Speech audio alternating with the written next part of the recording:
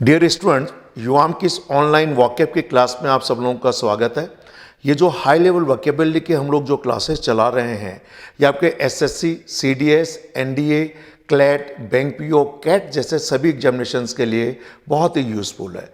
तो आइए, आज का हमारा शब्द है कि आपने देखा होगा जनरली जब किसी मीटिंग में या किसी भी जगह पर बहुत शोर शराबा हो जाता है, हल्ला गुल्ला हो जाता है, पूरी तरीके से अव्यवस्था हो जाती है, कोई डिसिप्लिन नहीं रहता है, तो उन सिचुएशन के लिए यानी उस शोर शराबा, हल्ला गुल्ला या अव्यवस्थित स्थिति जो हो जाती है, उसके लिए किन वर्ड्स का यूज करते हैं वो हम लोग आज देखेंगे।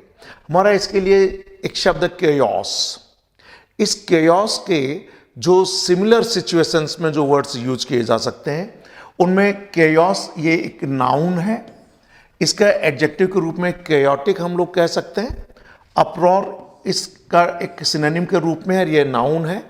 इस अप्रोर का एडजेक्टिव बन जाता है अप्रोरियस। ठीक ऐसे क्लेमर का मतलब शोर शराबा, हल्ला गुल्ला होता है, ये नाउन है। और क्लेमरस बन जाता है इसका बेसिकली एडजेक्टिव। ठीक ऐसे ही commotion, mayhem, pandemonium, ruckus, tumult, turmoil, rumpus, hullabaloo, brouhaha, anarchy, ये सारे शब्द हम लोग प्रयोग करते हैं ऐसे सिचुएशन के लिए जो हल्ला गुल्ला, शोर शराबा पूर्ण तरह से अव्यवस्थित होता है, जिसमें कोई किसी की नहीं सुनता है। आइए, अब इनमें से प्रत्येक शब्द को जो कि एक दूसरे के सिनोनिम के रूप में यूज किए जा सकते हैं, इनके मीनिंग, प्रोनाउंसिएशन और कुछ एग्जाम्पल समझते हैं, ताकि आप इन्हें लंबे समय तक अपने दिमाग में याद रख सकें। आइए, पहला हमारा शब्द है केओस। तो प्रोनाउंसिएशन है केओस। कुछ लोग योस केओस बोलते हैं, it's not chaos, it's chaos, chaos. और ये नाउन है। इसका मीनिंग होता है स्टेटमेंट ऑफ कंप्लीट डिसऑर्डर और कंफ्यूजन, यानी एक ऐसी स्थिति जब पूरी तरीके से डिसऑर्डर होता है और भ्रम फैल जाता है, यानी अव्यवस्था, गड़बड़ी जिसे कहना चाहिए। सेंटेंस देखिए, chaos broke out when the fire started. आप जैसा कि जानते हैं कि अगर मान लीजिए कोई कार्यालय है या कोई पर्टिकुलर जगह है, अगर अचानक वहाँ आग लग जाए तो चारों तरफ अफरा तफरी मच जाती है, चारों तरफ अव्यवस्था फैल जाती है, गड़बड़ी हो जाती है। तो फायर लगी तो क्या हुआ, केओस अचानक। ये बेसिकली एक फ्रेजल वर्ब है, ब्रेक आउट। इसकी सेकंड फॉर्म यूज किया हमने।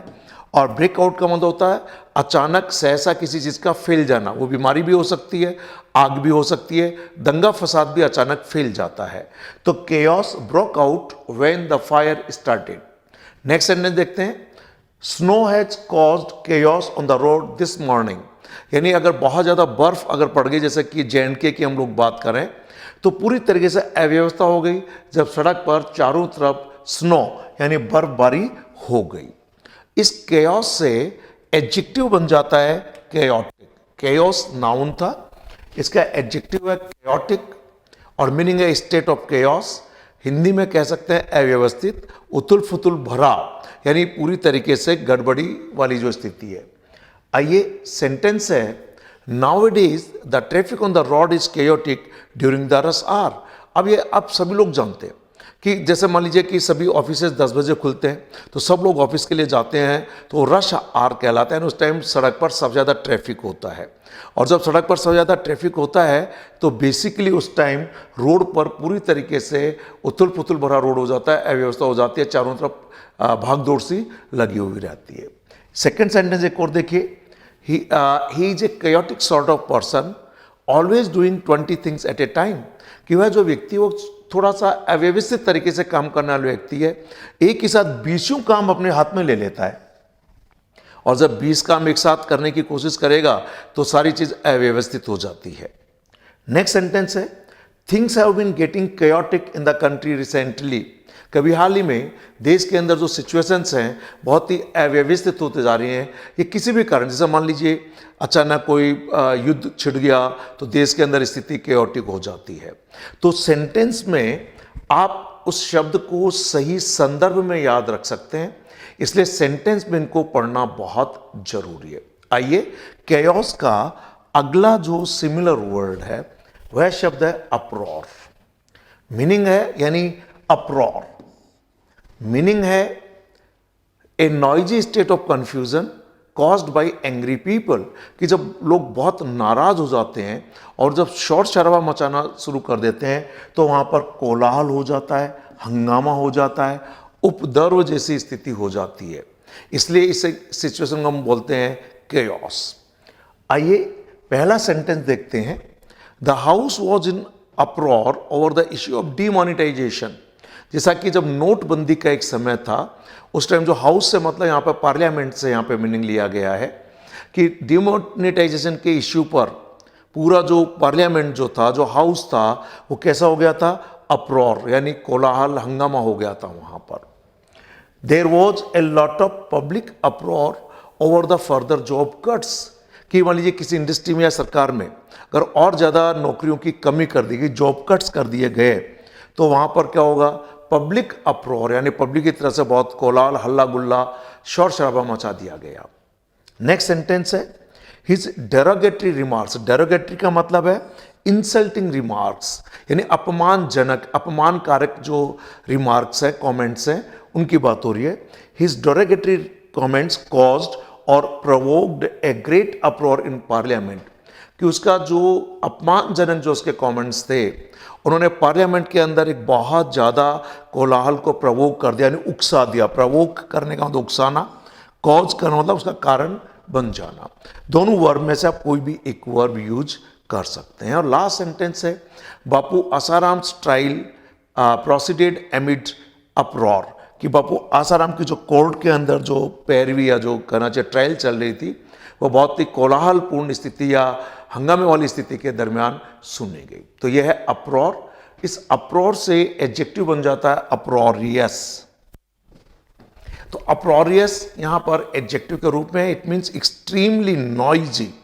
जो भी सिचुएशन है वो बहुत शोर शराबापूर्ण है, हल्ला गुल्लापूर्ण है, या कहना चाहिए कोलाहलपूर्ण है। जैसा कि हम कह सकते हैं अप्रॉरियस पार्टी। अगर कोई पार्टी चल रही है, लोग खा पी रहे हैं, बातचीत कर रहे हैं, हंस रहे हैं, ठहाके लगा रहे हैं, तो बड़ा शोर शराबेपूर्ण होती है। ठीक है। जैसे अप्रॉरियस डिबेट, हमने कई बार न्यूज़ चैनल्स पे भी देखा होगा कि डिबेट में लोग हल्ला गुल्ला मचाना शुरू कर देते हैं, नाराज़ हो जाते हैं, ज़ोर ज़ोर से बोलना शुरू हो जाते हैं। और एक इसका मीनिंग और एक्सट्रीमली फनी, जैसे कि एन अप्रॉरियस कॉमेडी। कॉमेडी हमेशा अप्रॉरियस होती है जब खूब मज़ेदार हो, लोग खूब हंसते हैं, शोर शराबा भी करते हैं। An uproarious story. तो ये अप्रॉरियस एडजेक्टिव के रूप में अप्रॉर का था।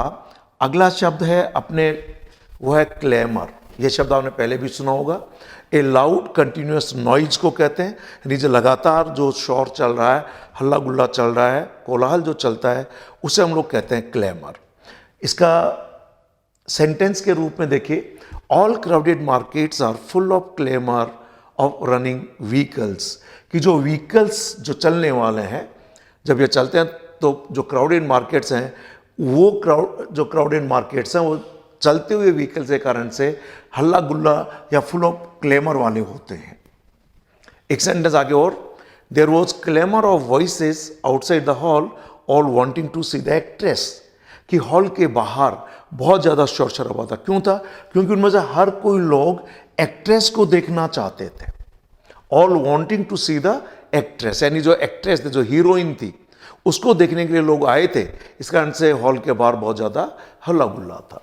और नेक्स्ट सेंटेंस है I prefer to live far away from the clamour of the big cities, कि मैं शहरों का जो हल्ला गुल्ला, शोर शराबा, जो कोलाहलपूर्ण जीवन है, उससे कहीं दूर रहना प्रीफर करता हूँ। यानी शहर के हल्ला गुल्ला, शोर शराबा वाली भरी जिंदगी में रहना पसंद कम रहता है।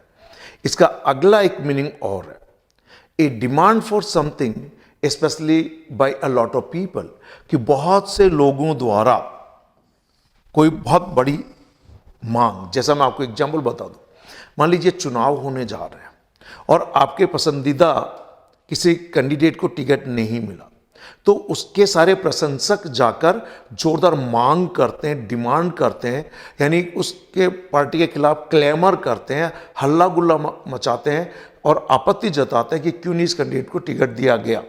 उस सेंस में भी इस क्लेमर का प्रयोग किया जा सकता है। आइए सेंटेंस देखते हैं। After terrorist attack there is public clamour for vengeance. Vengeance का मतलब होता है बदला, रिवेंज जिसे कहते हैं, यानी सिनोनिम के रूप में हम कह सकते हैं रिवेंज, वेंजेंस। कि जो टेररिस्ट्स ने जो अटैक किया, आक्रमण किया, उनके खिलाफ बदला लेने की जोरदार मांग की गई पब्लिक के द्वारा।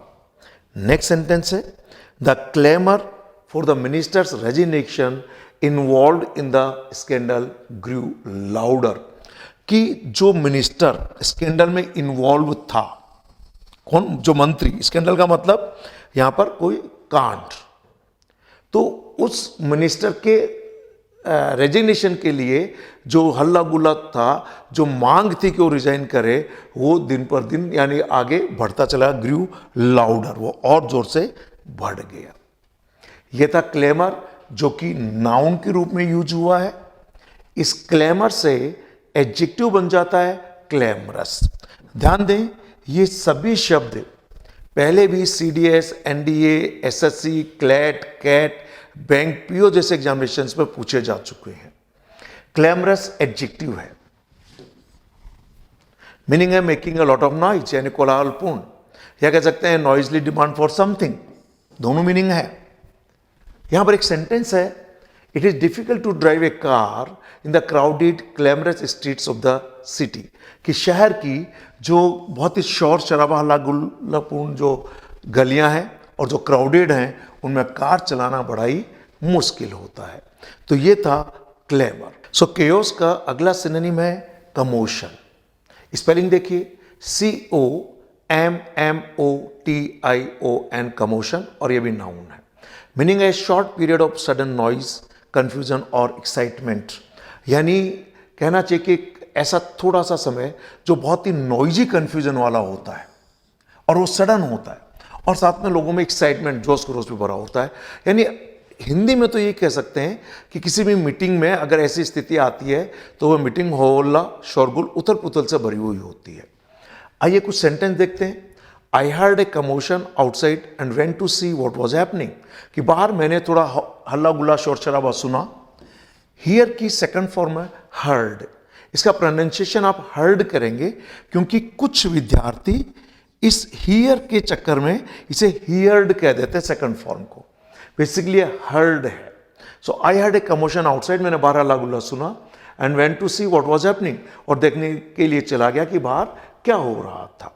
अगला सेंटेंस है there was so much commotion over an actor arriving at a film festival.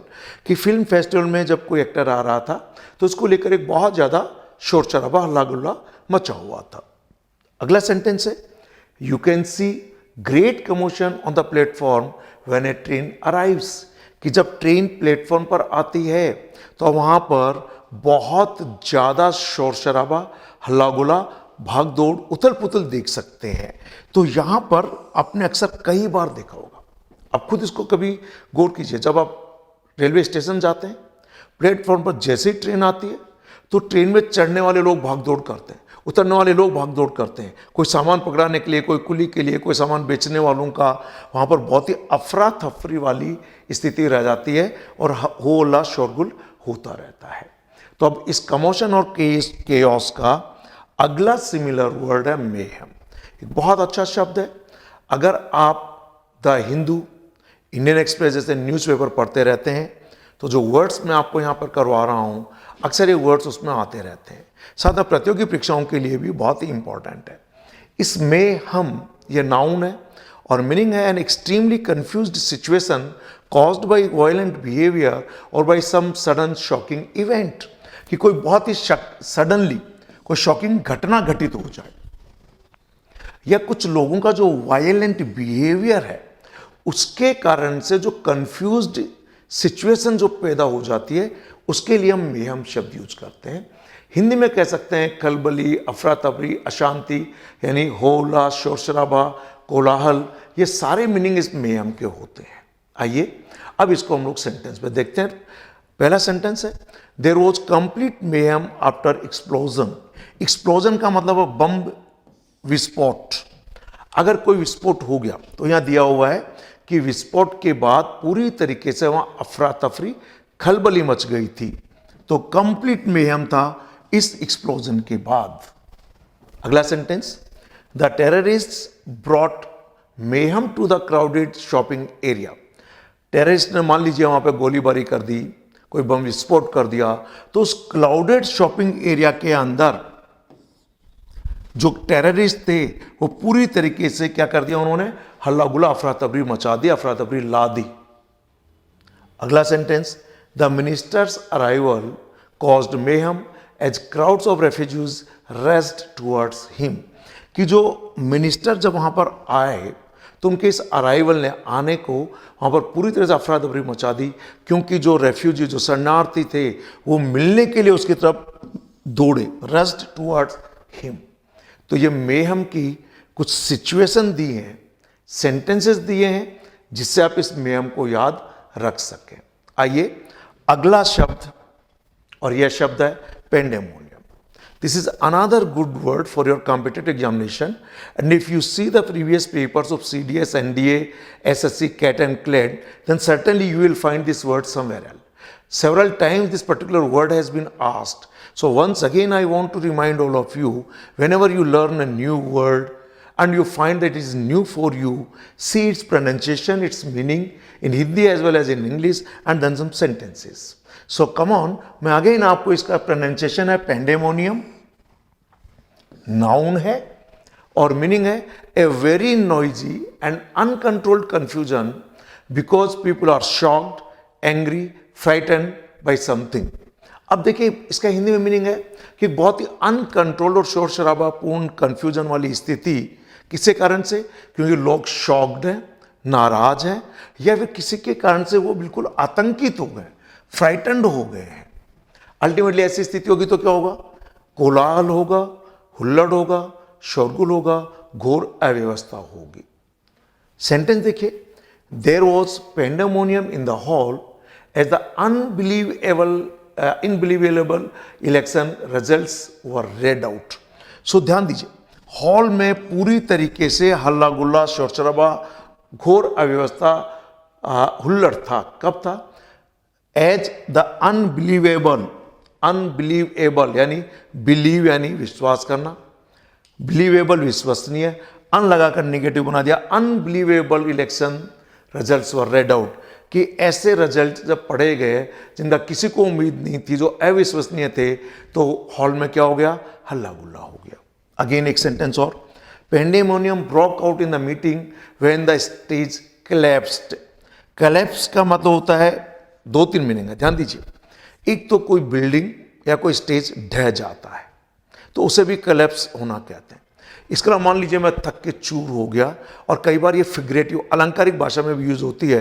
किसी व्यक्ति को अचानक हार्ट अटैक आया और वो वहीं पर ढेर हो गया और उसकी डेथ हो गई, तो कहने ऑन द स्पॉट ही कलेप्स्ड, तो यह उसकी डेथ से रिलेटेड भी शब्द हो गया। मान लीजिए कि मेरे कोई व्यक्ति बिजनेस करता है, बिजनेस में बहुत भारी नुकसान हो गया, कहते हैं मैं तो पूरा टूट गया, तो उसके लिए भी कलेप्स शब्द का यूज करते हैं। पर यहां पर ये स्टेज कलेप्स हो गया यानी टूट गया, ठीक है। तो पेंडेमोनियम अचानक मीटिंग के अंदर पूरी तरह से फेल गया। ये ब्रोक आउट, जो ब्रेक आउट, जो एक फ्रेजल वर्ब है, उसका सेकंड यानी पास्ट फॉर्म है, ठीक। और अगला सेंटेंस है, When the judgment was read, जब जजमेंट को पढ़ा गया, स्पेशली जब कोर्ट में होता है। Pandemonium broke out in court, तो कोर्ट में पूरी तरीके से हल्ला गुल्ला, शोर शराबा, कोलाहल अचानक फूट पड़ा, ब्रोक आउट हो गया, यानी ब्रेक आउट हो गया। क्लियर? आइए पेंडेमोनियम के बाद अगला जो इंपॉर्टेंट शब्द है, शब्द रक्कस। पहले पूछा जा चुका है, मीनिंग है a noisy and confused situation और आर्ग्यूमेंट। कोई भी बहस या कोई भी सिचुएशन जो कंफ्यूज्ड हो जाए और नॉइजी हो जाए, यानी सिनोनिम में तो कमोशन एंड रंपस अभी हम आगे पढ़ेंगे। हिंदी में हो हल्ला, शोर शराबा, शोरगुल, उपद्रव, हंगामा से रिलेटेड मीनिंग है। और इसका सिमिलर वर्ड है an angry customer created a ruckus in the bank और ए ट्रिवियल इशू, कि एक नाराज कस्टमर ने बहुत मामूली से मुद्दे पर बैंक के अंदर हल्ला गुल्ला, शोर शराबा, हंगामा कर दिया, क्रिएटेड ए रक्कस। क्लियर?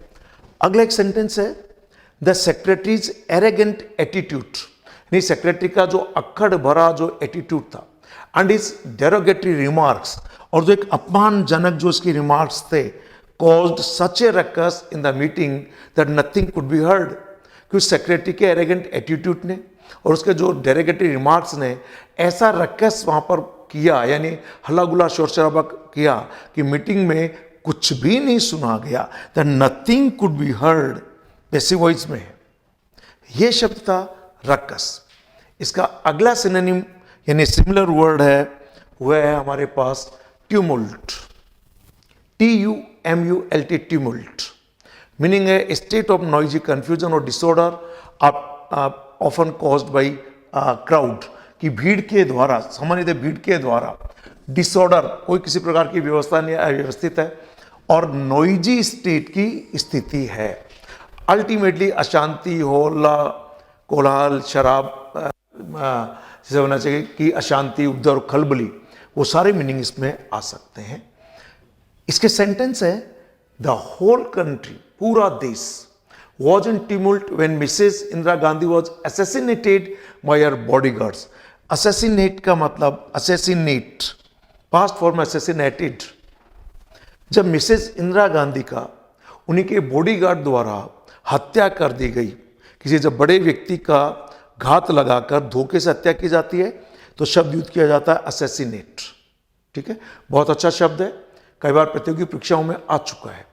तब ऐसा हुआ, यानी मिसेस इंदिरा गांधी की हत्या हुई तो पूरे देश के अंदर कोहराम मच गया, खलबली मच गई, उपद्रव हो गया, अशांति फैल गई।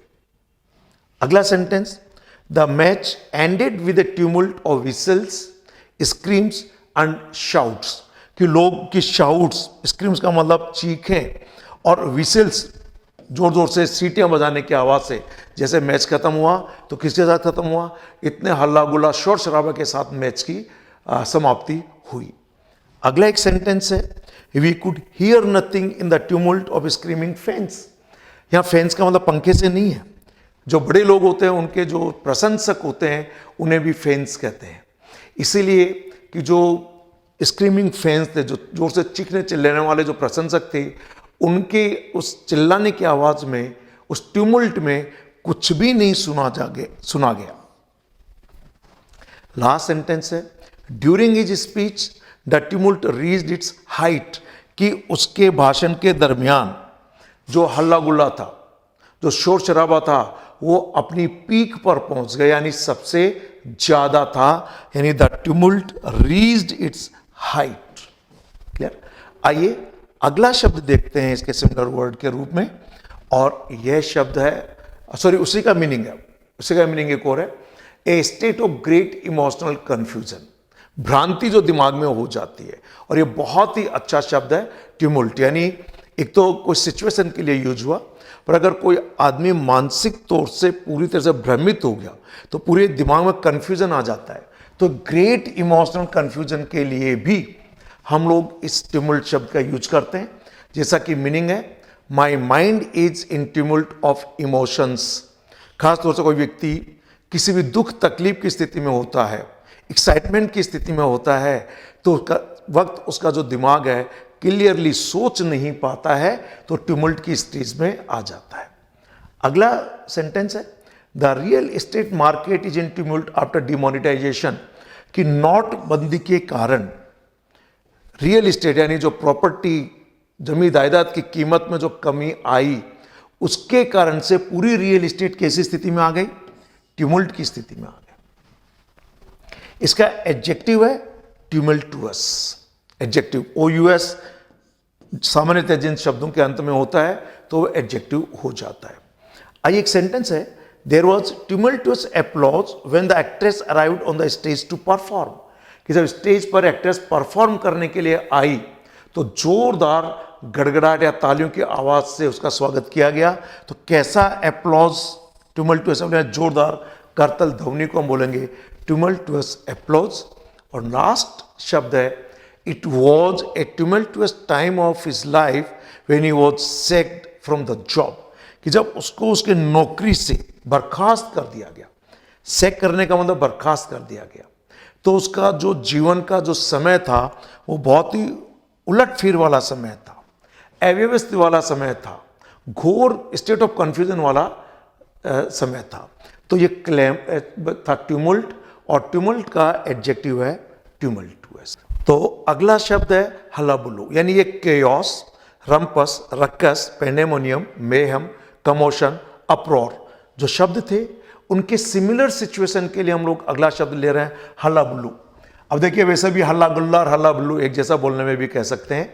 मीनिंग है a lot of loud noise made by people who are angry और एनॉयड, कि जो लोग एंग्री है, एनॉयड है, उनके कारण से जो बहुत तेज जो हल्ला गुल्ला मचा दिया जाता है उसे हल्लाबुल्लू कहते हैं, हिंदी में शोरगुल कोलाहल। आइए सेंटेंस देखते हैं। The minister resigned after all the hullabaloo about his involvement in a bribe case, कि एक रिश्वत के केस में, ब्राइब केस में जब मंत्री का इन्वॉल्वमेंट पाया गया तो उसके बाद उसके रेजिग्नेशन के लिए बहुत हल्ला गुल्ला मचा, इन्हें हल्लाबुल्लू हुआ। तो ये शब्द हल्लाबुल्लू। अगला एक sentence, there is a horde of students, horde of student का मतलब विद्यार्थियों का एक झुंड। There is a horde of students making a real hullabaloo outside the CM house, कि मुख्यमंत्री के घर के बाहर हल्ला गुल्ला मचाते हुए एक बहुत बड़ा विद्यार्थियों का समूह था, गुट था, जो कि सीएम हाउस के बाहर हल्ला गुल्ला कर रहा था। तो यह है हल्लाबुल्लू। अगला सिमिलर वर्ड आप यूज कर सकते हैं और यह ब्रूहाहा, ब्रूहाहा, BROUHAHA, और यह भी नाउन है। मीनिंग है an unnecessary noisy excitement, criticism और एक्टिविटी, यानी जो एक्टिविटीज है, जो क्रिटिसिज्म, जो एक्साइटमेंट है, वो अननेसेसरी नॉइजी, अनावश्यक रूप से हल्ला गुल्ला भरा हुआ है। मीनिंग तो हिंदी में वो हल्ला गुल्ला शोर शराबा है। सेंटेंस है, there was a brouhaha in the meeting over the derogatory remarks made against the president, कि जो प्रेसिडेंट के खिलाफ जो अपमानजनक रिमार्क्स किए गए उनको लेकर मीटिंग के अंदर बहुत भारी शोर शराबा, हल्ला गुल्ला हुआ इन द मीटिंग। अगला sentence, there was a lot of pre election brouhaha in the state, कि अभी राजस्थान में भी चुनाव होने वाले हैं। चुनाव से पहले आपने देखा होगा कि लोग अपने प्रत्याशी का बहुत जोर शोर से प्रचार करते हैं, तो हल्ला गुल्ला मचाते रहते हैं वो लोग, उसी से संबंधित है ब्रूहाहा। अगला शब्द है, और यह शब्द है अनार्की। तो एनार्की शब्द आपने खूब सुना होगा, अराजकता जब पूरी तरह से फैल जाती है, कहने का मतलब कोई कानून व्यवस्था नहीं है, कोई किसी की सुनता नहीं है, पूरे देश के अंदर अव्यवस्था फैली हुई होती है, उस स्थिति को हम कहते हैं अराजकता। ये सिमिलर सिचुएशन जो केओस, अप्रोर में हम उनके लिए यूज कर सकते हैं। मीनिंग है a situation in which there is no government order, rule, law or control, कि एक ऐसी स्थिति जहां पर कोई सरकार नहीं है, कोई ऑर्डर नहीं है, कोई कानून या रूल नहीं है, कोई किसी का कंट्रोल नहीं है, इसे कहते हैं एनार्की यानी अराजकता। सेंटेंस पहला है, civil war and famine sent the nation plunging into anarchy, कि जो गृह युद्ध हुआ और जो सूखा पड़ा, इसने पूरे देश को किस में डाल दिया? अराजकता की स्थिति में डाल दिया, डुबो दिया। द ओवरथ्रो ऑफ डेमोक्रेटिक, यहां ओवरथ्रो का मतलब जब किसी सरकार को उखाड़ फेंकते हैं, तख्ता पलट जिसे कहते हैं। So the overthrow of democratic country government was followed by a period of anarchy, कि जब एक डेमोक्रेटिक सरकार को उखाड़ फेंका, ओवरथ्रो कर दिया, तो उसके बाद क्या हुआ? वहां अराजकता फैल गई, एनार्की फैल गई। अगला शब्द है, the classroom was in complete anarchy when the teacher was away, कि जब क्लास में टीचर नहीं था, बाहर चला गया, तो पूरे क्लास में क्या फैल गया? पूरी तरीके से अराजकता फैल गई, डिसऑर्डर हो गया, कोई भी बच्चा कोई किसी की भी बात सुनने के लिए तैयार नहीं था। तो इस तरीके से आज हमने बहुत ही इंपॉर्टेंट शब्द लिए हैं, ध्यान दें। Chaos, clear, commotion, uproar, mayhem, pandemonium, rumpus, ruckus, clamour, ये जो शब्द हैं ये कई बार प्रतियोगी परीक्षाओं में पूछे जा चुके हैं। अगर आप SSC, CDS, NDA, bank PO, CLAT, CAT और जो यूपीएससी द्वारा जो अलग अलग कॉम्पिटिटिव एग्जामिनेशंस लिए जाते हैं, अगर आप उनकी तैयारी कर रहे हैं तो युवाम की ये जो हाई लेवल वोकेबुलरी क्लास है जो ऑनलाइन है आपके लिए काफ़ी यूजफुल होगी। आप खुद सीखें और अपने दोस्तों को भी इन्हें सीखने के लिए इन्हें रेकमेंड करें। साथ में आप रेगुलरली न्यूज़पेपर पढ़ते रहें, क्योंकि जितना ज़्यादा इन वर्ड्स का रिवीजन होगा आप उतना ही ज़्यादा शब्द को याद रख पाएंगे। Thank you very much. Have a nice day.